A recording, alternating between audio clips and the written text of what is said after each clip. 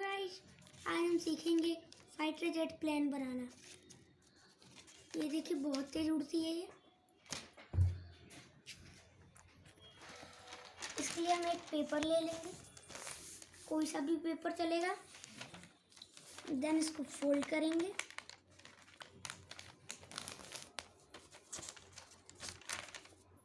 Line पे घुमा देंगे इसे।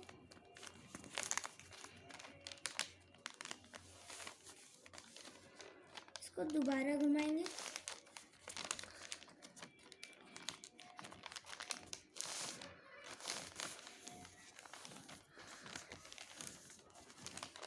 इसको ऐसे फोल्ड करेंगे और इसको ऊपर की साइड ले जाएंगे।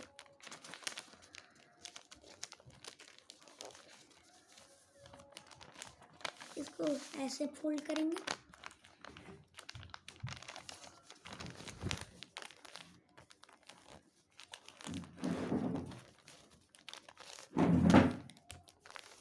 इसको दोबारा फोल्ड करेंगे।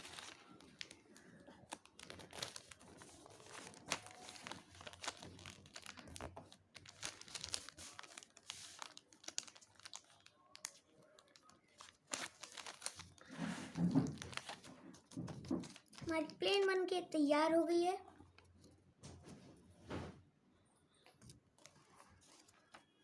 Bye bye. Like share and subscribe करें। Bye bye.